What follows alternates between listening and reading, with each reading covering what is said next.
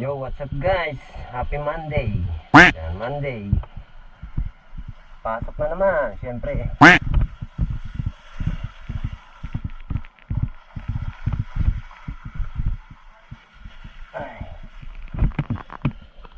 Today, magandang araw. Magandang araw sa inyong lahat. Magandang araw.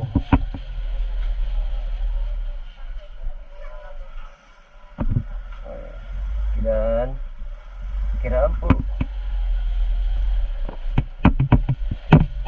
Ya. Wala pang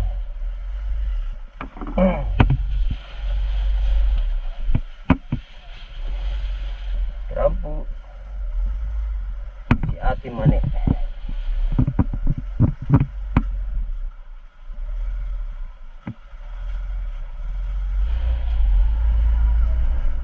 Magandang umaga, F. Carlo. At sa lahat ng mga nanonood, shoutout po sa inyong lahat. Ayun busy na naman tayo. Siyempre, Monday. Monday, pasukan.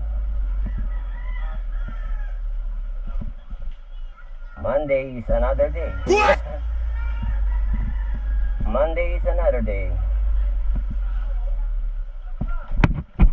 Tol!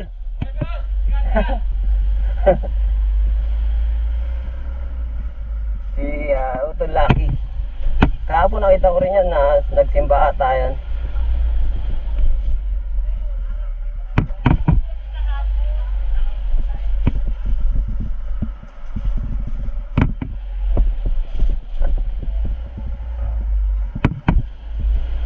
Parang umaalog sa likuran.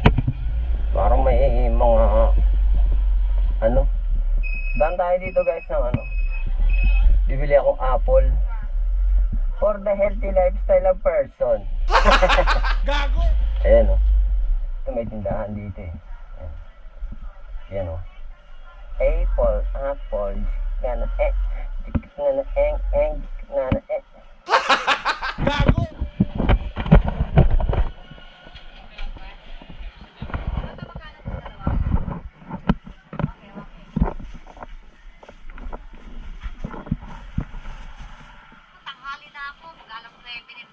Kasalanan ko ba? dito kaya magkano? Agad tao eh. Naputol, pito na lang. Dito sir magkano sa Anim lang. yan lang naman kailangan natin.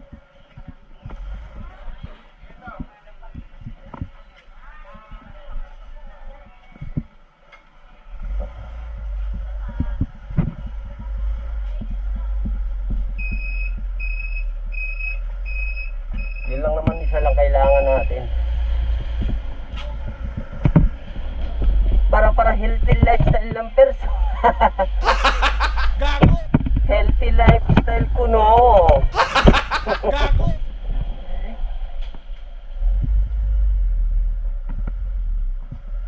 May ukay pala dun Parang ganda bumili dun Ingat-ingat tayo sa ating kalusugan siyempre. Sabi nga ni Doc Atoy, kung kilala niyo si Doc Atoy, siguro marami nakakapanood sa kanya. Ang pinaka the best na investment natin ay hindi yung mga lupa, hindi yung mga bahay, yan, salapi, ay investment mga sasakyan, yan, yung mga investment, di ba? Ang pinaka the best investment daw natin, pinakamagandang investment daw na dapat ng tao ang kalusugan. Yan. Dahil kapag maganda ang kalusugan mo, marami kang magagawa, marami kang madidevelop na skills. Yan. Yan. Yan ang dapat nating gawin, ang mag-invest sa ating katawan, sa ating kalusugan. Yun lang naman yung pinaka punto ni Doc. Tama naman yun talaga. 101% na dapat kalusugan muna natin ang inuuna natin, sarili natin. Hindi yung magpapaka-stress tayo sa mga bagay na hindi naman dapat.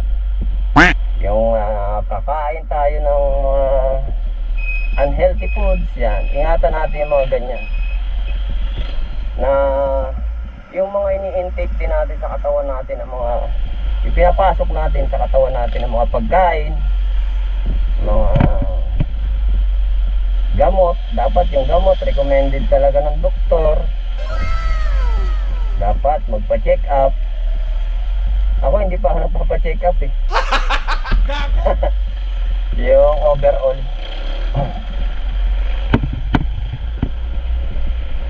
Yan. Ingatan natin yung katawan natin.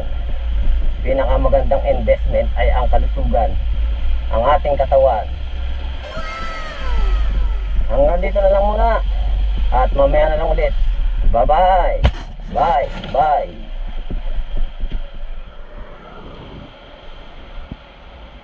Berties.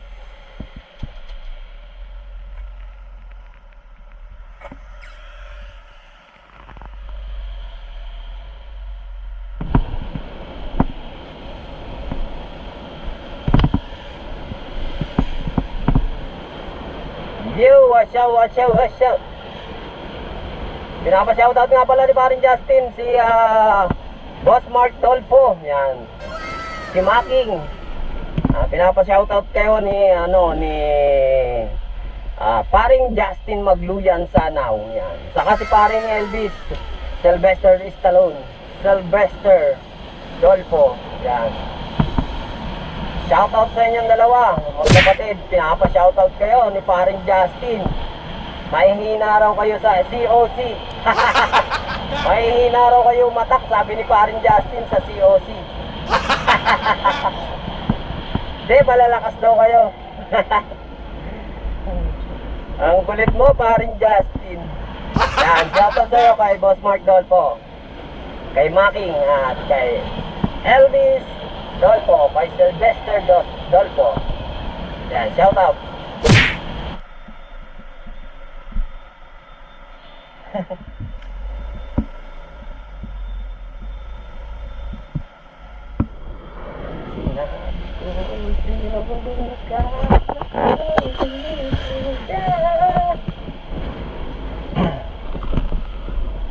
Bakit ngayon hinanap kita?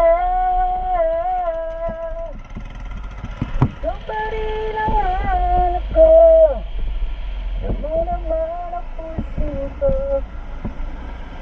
Basta dayain na sikat ang galing. Pala pagkasama, mga sandaling dati anong saya.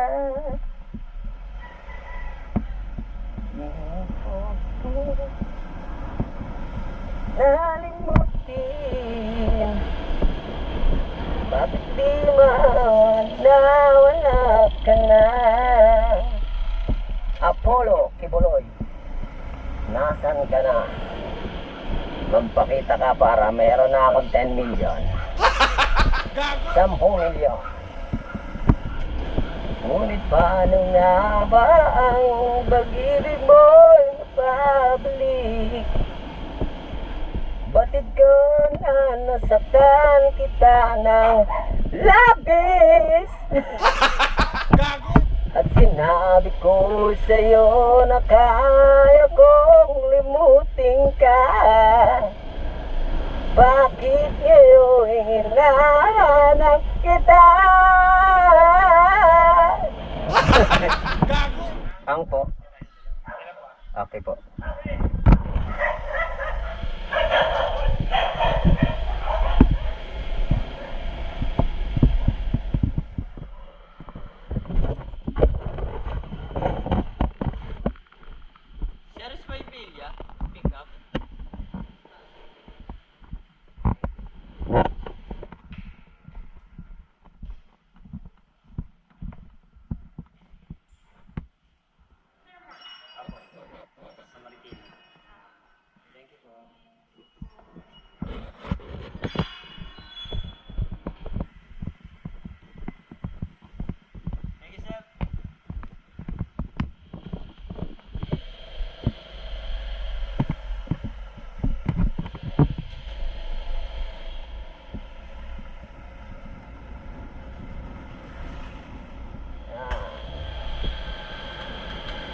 Tignan natin kung anong saktong oras tayo makakarating.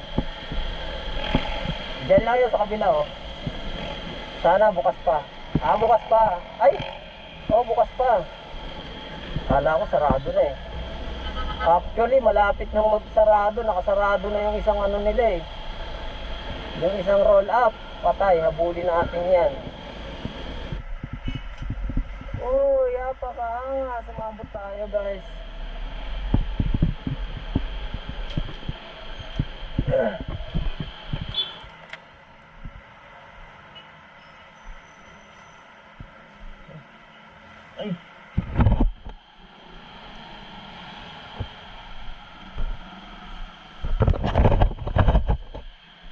Ay siya na sir.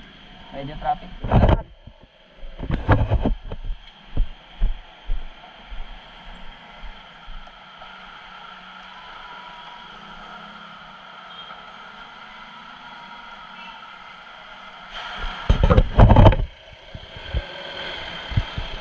Okay na guys, anong oras tayo ano?